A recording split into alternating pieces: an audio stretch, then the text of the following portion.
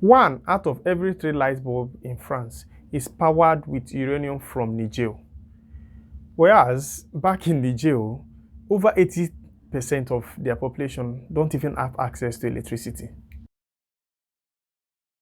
Hi guys, you're welcome to my YouTube channel. I'm Ifeanyi Chukwani. So today we're going to dive into an interesting topic. It is about the Niger coup. A lot of things have been happening in sub-Saharan Africa. I want you guys to know that, do you know that about the 14 Francophone African countries, when we talk of Francophone, I mean the French-speaking countries in Africa, the 14 of them don't even print their money. France print their money for them till today, since they got their independence. And the first French, president of Togo, I think Sylvanus Olympio, was murdered by the French. That is France. He was murdered in 1963, right in front of the United States Embassy. And why was he murdered? He tried to change the status quo. He started speaking up, started to do things right. He was killed by the French. So it has not been checked as far back as 1963. So it's not just today that the French has been murdering Africans. But one thing is certain, Francophone African countries are tired and they want the French to go. And that is what is causing the problem. So let's get down to the business. After the coup in Niger, the BBC said they are concerned that Niger will likely move away from France and move further to Russia, just like Burkina Faso and Mali did. And they said they were concerned. BBC concerned about Africa, concerned about Francophone Africa, BBC, British Broadcasting Commission. Is that not it? That is a very big fallacy. The truth remains that the Francophone African countries are tired of neo-colonialism. They are tired of French imperialism and they want them to go. I want to give you guys some gist, some truth about what is happening. I want to tell you about the deals between France and their Francophone partners, especially Niger. Niger happens to handle 1/3 of all uranium needs of France. I mean, if you divide France's population by 3, the uranium that they get from Niger is what is powering them over there in France. And at the same time, why this is happening, over 80% of the Niger people don't even have access to electricity. And why their leaders are selling their uranium, exporting it to France. Why France in return gives them peanuts as aids, and they are suffering. So these things has been happening, forgetting that Niger, is the second poorest country in the world. I mean, they are being robbed by French. They are being robbed of their natural resources. So it has gotten to the point that they say they are tired. And they want to control their own destiny. They want to control their own resources. What is wrong in that? That is the essence of this thing. The French have not left since. They are still, even as I'm speaking to you, they are still there right now. So that is the main issue in Niger. If anything, it is clear to Francophone Africans because they're woken up. I mean, the Anglophone Africans, the English-speaking Africans are still asleep, but the Francophone African countries are awake. If anything, they have understood that the West, Britain, Italy, France, America, the rest, are insincere with their dealings with us. Each time there's a deal between the West and Africa, our African leaders, they always tend to treat our leaders like their kids. They always make Africans dependent on them. They always want us to believe that we need their partnership for our own interest than for them. They always make it seem like before anything can work here, we'll have to partner with them. If there's any problem in Africa, they always want to send their troops to come and settle it. That was how they destroyed Libya. They killed Muammar Gaddafi. But always interfering, meddling with African internal affairs. Look at what is happening now. You have seen United Nations talk, these ones talk, NATO, US, France. They are all choking their mouth. They want to interfere. But when they have their own issue over there in Europe, we don't even go there. I used to think that colonialism has ended, but the truth of the matter is that these guys, the West cannot survive without ripping off Africa constantly. They just want to keep doing it. And I love the fact that there's this awakening. Everybody is trying to determine where they want to go. They are scared that most Africans are moving towards Russia and China. To be honest, so far, I'm not saying Russia and China are the best for Africa. But the truth of the matter is that so far, Russia and China has shown that they are being open about what you guys, the deals you're having with them. But the West always hide. Look at the IMF, the International Monetary Fund, and the World Bank. The interest on the loan they give to Africans are usually higher than the ones they give to the Western. If you know the interest they give to the United States when they get money, you'll be like, ah. So they don't trade with us, they don't deal with us like partners, they deal with us like slaves. They still see us the way we were in 1920s and 1800s.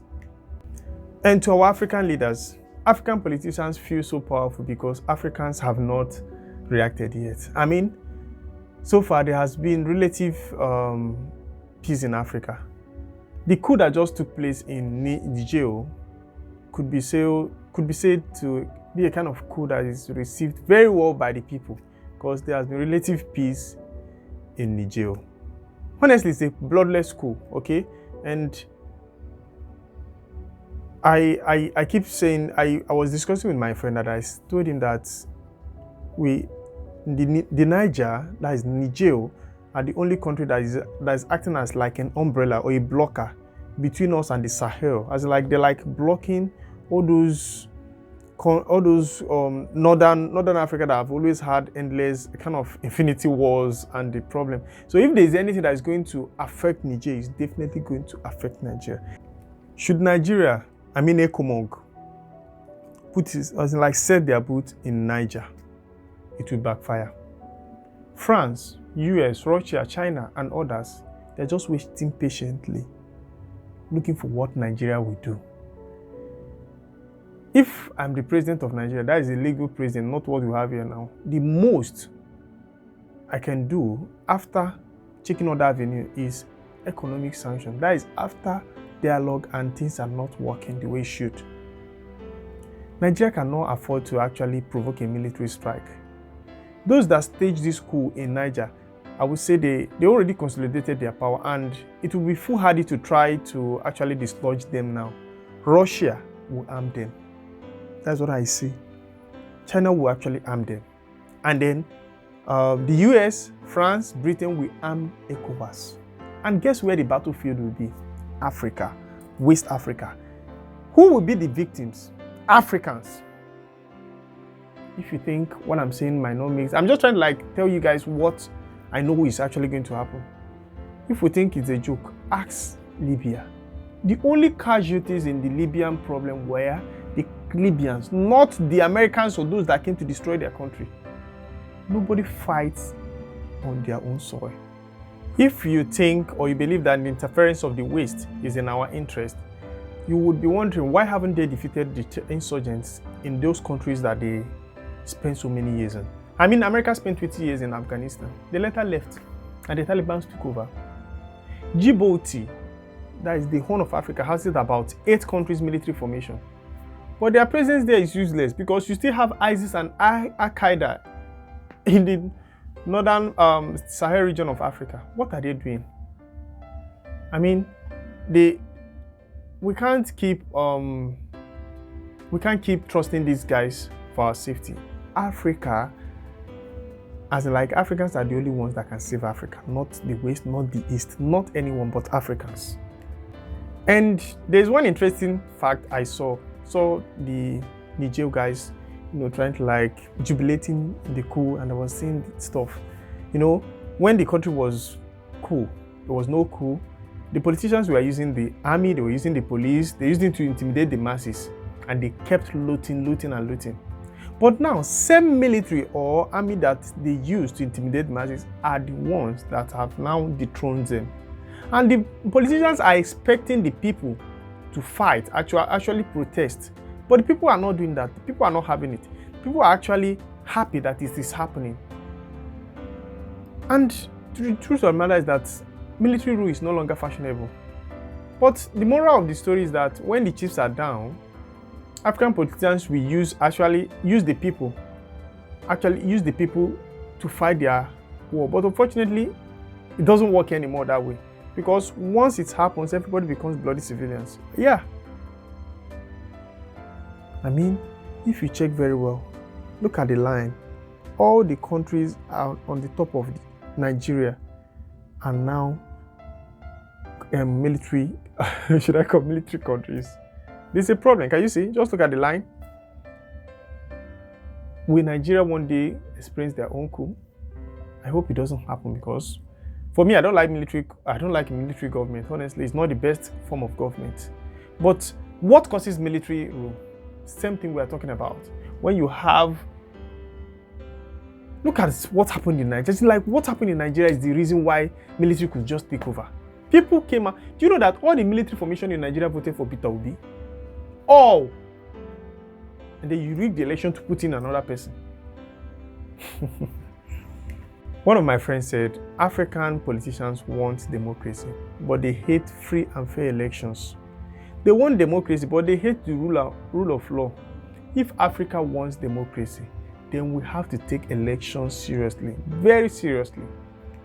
And then finally, if the ECOWAS headed by Tinubu neglects the negative consequences of humanitarian and security challenges that is bound to occur following the adoption of force to restore democracy, you're trying to use military actions, military strikes to restore democracy in Niger, then we might plunge the whole region into crisis.